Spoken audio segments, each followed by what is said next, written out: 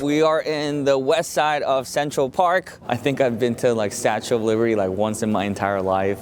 Empire State Building like maybe like once or twice. I've actually never hung out in Central Park, at least this part, before.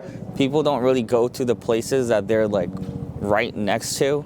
Growing up like in New York City or like around New York, you don't really appreciate all the good things that comes with New York City. I could count with like my two hands how many times I've like spent a day hanging out at Central Park. So it's kind of nice to be here.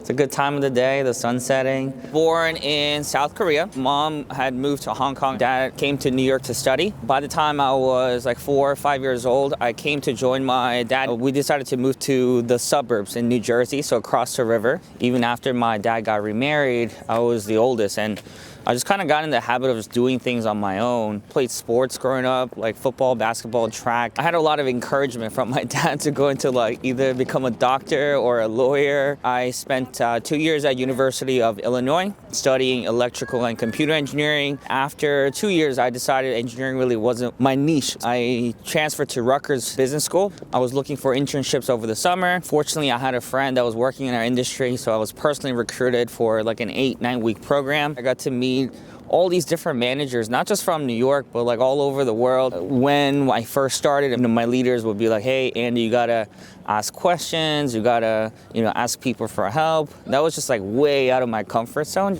It's a sign of strength. It's a sign of ambition to, seek advice or seek information that could help me improve myself, rather than seeing it more as like a sign of weakness or a sign of like inferiority. Learning how to reach out and trust my coaches, kind of going over my situations and asking about how I can improve my game and improve my skills. That was really challenging at first. Once it was overcome, that really greatly helped my program. I got a chance to meet managers from like the UK, just kind of hearing about their stories and their travels and where they had run offices. It made me think bigger about what I want to do. Graduating from the management training program, I opened up my first office in Chicago, worked in Dallas, Texas, to Nashville, Tennessee afterwards, and then I just came back to New York about 3 months ago, starting to work with charities again.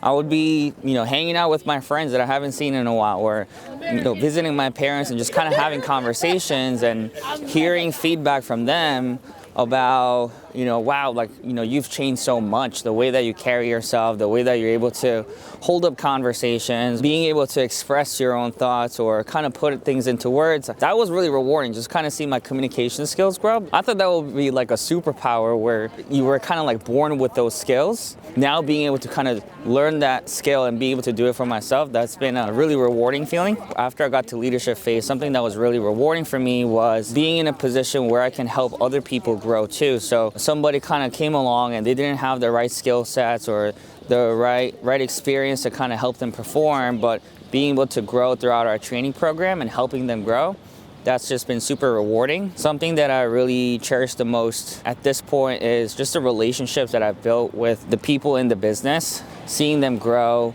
being a part of that, and having those kind of meaningful relationships has been super rewarding. Give yourself the permission to not be great at something right away. People have a hard time choosing one thing because they feel like they need to have their passion figured out. Just pick one thing that you really enjoy doing, and throughout the process of working on that craft, the passion grows along the way. As long as you're enjoying the process of getting better, give yourself the grace to improve over time versus finding your passion right off the bat and say, hey, this is my calling or this is what I was born to do.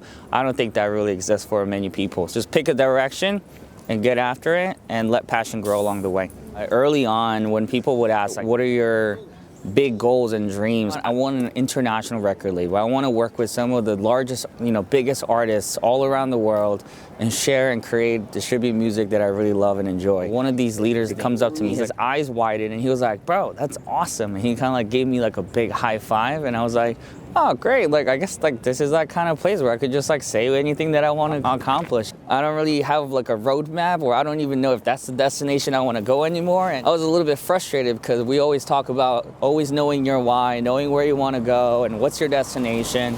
And my coach said to me, he was like, Andy, you've been in this business for a while. Like, if you told me that your goals were exactly the same as when you first started, that would be weird to me. Think about how much you've grown and developed over these years and how much you've learned about yourself. And if you told me that your goals haven't grown or if your goals haven't changed, that would be really weird. He kind of gave me the permission to like think bigger and think about what are other things that I really truly find meaningful or really valuable. And I kind of started to kind of look inward about, things that I want to accomplish. I looked at people that inspire me, and now something that I really want to accomplish for myself is build an awesome family and be the person that can also provide and have the freedom to travel and spend as much time with my family as much as I want to. That's something that I would love to have. I see a pond, a beautiful reflection of the skyline on the pond. Look at that skyline. That's actually dope. That's nice.